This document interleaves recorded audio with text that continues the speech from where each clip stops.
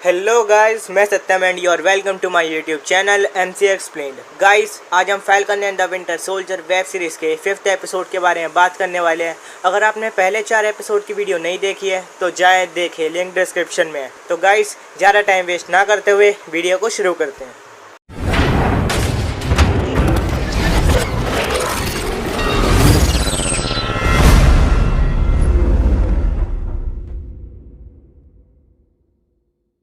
Episode के शुरुआत में हमें पिछले एपिसोड के कुछ कटसीन्स दिखते हैं जिसमें जॉन वॉकर ने फ्लैग स्मैशर्स के ग्रुप के एक सुपर सोल्जर को बड़ी ही बेरहमी से मार दिया था। जिसके बाद 5th एपिसोड की स्टोरी यहाँ से चालू होती है, जहाँ हमें दिखता है जॉन वॉकर अब वहाँ से भागकर एक बंद फैक्ट्री में आ जाता है, जहाँ वो अपने सबसे अच्छे दोस्त लेमार को याद करने लगता है, जिसकी मौत अभी थोड़ी देर पहले ही हो गई थी। फिर थोड़ी देर में सैम और बकी भी वहाँ आ जाते हैं, जहाँ सैम जॉन वॉकर से कहता है, मुझे पता है तूने जो भी किया वो जानबूझ के नहीं किया, और अगर तू गवर्नमेंट को समझाएगा तो वो समझ भी जाएंगे और तेरी गलती को माफ़ भी कर देंगे। और सैम कहता है, मैं चाहता हूँ कि अब किसी को नुकसान ना पहुँचे, इसलिए तुम मुझे शील्ड वापस दे दो। पर जॉन वॉकर शील्ड देने से मना कर देता है, जिसके बाद इनके बीच लड़ाई होने लगती है, जिसमें जॉन वॉकर फैल्कन के सूट के विंग्स तोड़ देता है और अपनी शील्ड से सैम को मारने ही वाला होता है कि बकी वहाँ आकर सैम को बचा लेता है। फिर सैम और बकी दोनों जॉन वॉकर के हाथ से शील्ड छीनने की कोशिश कर रहे थे, लेकिन जॉन वॉकर ने शील्ड को बहुत मजबूती से पकड़ रखा था। फिर सैम अपने सूट के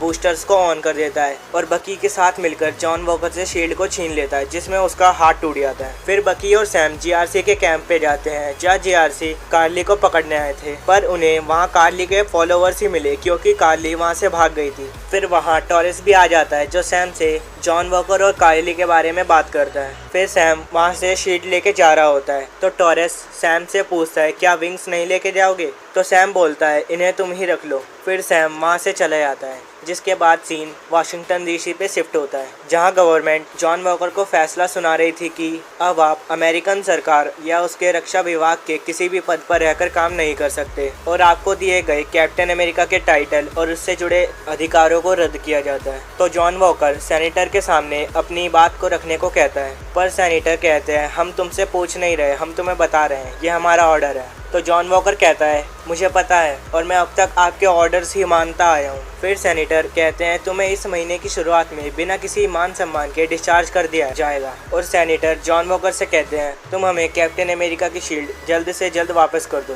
फिर जॉन वॉकर वहाँ से बाहर चला जाता है, जहाँ उसकी एक दोस्त आती है और उसे दिलासा देती है और कहती है, हम सब ठीक कर देंगे।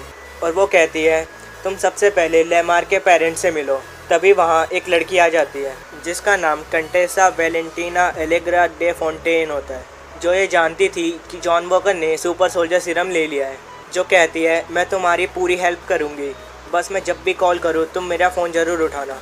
और वो लड़की जाते वक्त जॉन वॉकर को बताती है कि वो शील्ड सरकार की प्रॉपर्टी नहीं है, इसलिए तुम उसे वापस देने की टेंशन मत लेना। फिर सीन शिफ्ट होता है और हमें दिखता है कार्ली और बाकी सुपर सोल्जर जीआरसी के उसी कैंप पे जाते हैं जहाँ जीआरसी ने छापा मारा था और उस जगह को सील कर दिया था। फिर कार्ली को वहाँ गुस्सा आ जाता है क्योंकि अब तक उसके कई साथी मारे जा चुके थे, जो बोलती है, जंग की तैयारी करो, वो लोग हमें रोकने आएंगे पर इस बार हम नहीं रुकेंगे। फिर यहाँ सीन शिफ्ट होता है सुकोविया पे, जहाँ जीमो एक स्टैचू के सामने खड़ा हुआ था। फिर वहाँ बकी आ जाता है, जो जीमो को गन से टारगेट करता है और ट्रिगर दबा देता है, पर गोली नहीं चलती क्योंकि गन पूरी तरह से खाली थी। फिर वहाँ डोरा मिलाजे आ जाते हैं, जहाँ बकी जीमो को उनके हवाले कर देता है, जहाँ डोरा मिलाजे अब जीमो को ले जाती है और आयो बकी से कहती है, अब ये अंडर वाटर जेल जाएगा और इसकी पूरी ज़िंदगी अब वहीं कटेगी। फिर आयो भी वहाँ से जाने लगती है, जिसे बकी कहता है, जाते जाते मेरे लिए एक फेवर करोगी, और इस फेवर के बारे में हमें आगे पता चलेगा। फिर यहाँ सीन बाल्टीमोर पे शिफ्ट होता है, जहाँ सैम आइजिया से मिलने जा रहा था, तो वहाँ आइजिया का पोता उसे बताता है कि आइजिया घर के पीछे है। फिर सैम आइजिया के पास जाता है, जहाँ उसके पास कैप्टन अमेरिका की शील्ड भी होती है, और सैम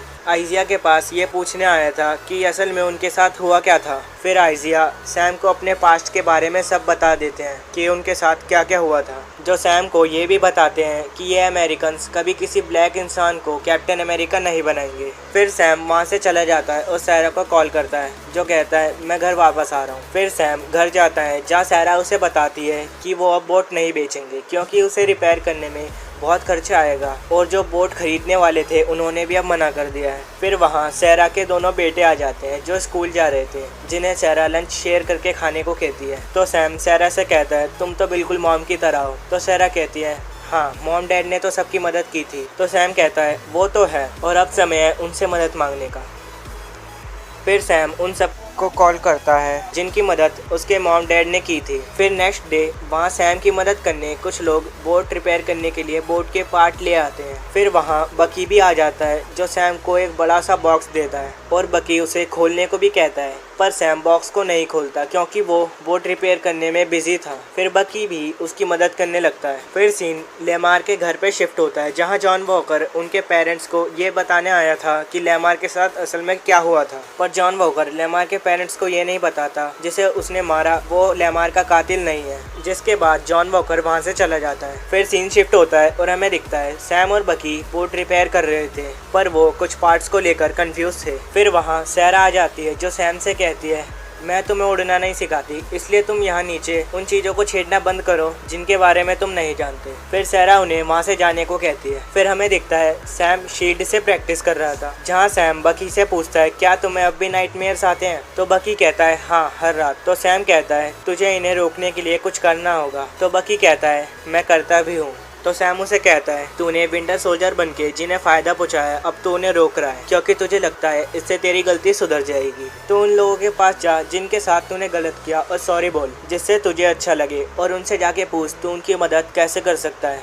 फिर बकी सैम की बात मान के वहाँ से जाने लगता है और जाते वक्त कहता है अगर कार्ली की कुछ खबर मिले तो मुझे बताना, मैं आ जाऊँगा। जिसके बाद बकी भी वहाँ से चला जाता है। फिर सैम भी अपनी प्रैक्टिस में लग जाता है ताकि वो शील्ड को अच्छी तरह कंट्रोल कर सके। इस प्रैक्टिस में सैम को शील्ड को कंट्रोल करने में काफ़ी दिक्कत हो रही थी, पर वह बहुत ज़बरदस्त प्रैक्टिस करता है जिसके बाद वो शील्ड को अच्छे से कंट्रोल करना सीख जाता है। फिर सीन शिफ्ट होता है और हमें कार्ली दिखती है जिससे मिलने वही टेररिस्ट आता है जिसे सैम ने पहले एपिसोड में पेला था, जो अब सैम से बदला लेना चाहता है। फिर वो कार्ली को एक बैग देता है जिसमें हथियार थे, और ये हथियार कार्ली को इसलिए चाहिए थे ताकि वो जीआरसी वोटिंग को रोक सके। फिर सीन शिफ्ट होता है और हमें सैम दिखता है जहाँ टॉरेस उसे कहता है आपने जो स्कैन मांगे थे उसके रिजल्ट आ चुके हैं, जो बताता है मैप में पिंग्स वहीं रुकते हैं जहाँ फ्लैग स्मैशर्स का हमला होने वाला है, और कहता है मुझे ये पिंग न्यूयॉर्क में दिखा था। फिर सैम न्यूयॉर्क का नाम सुनते ही कार्ली के बारे में समझ जाता है क्योंकि जीआरसी वोटिंग न्यूयॉर्क में ही है। फिर सीन न्यूयॉर्क पे शिफ्ट होता है जहाँ जीआरसी के मेंबर मीटिंग कर रहे थे, जहाँ के कुछ गार्ड कार्ली के साथ मिले हुए थे। फिर हमें वापस सीन दिखता है कि सैम उस बॉक्स को खोलता है जो उसे बकी ने दिया था, लेकिन हमें ये नहीं दिखता कि उसमें क्या है, जो हमें अगले एपिसोड में पता चलेगा। जिसके बाद ये एपिसोड यहाँ खत्म हो जाता है। तो गाइस, आपको ये वीडियो कैसी लगी? अगर अच्छी लगी हो तो लाइक करें, और अगर चैनल पे नए हो तो सब्सक्राइब करें,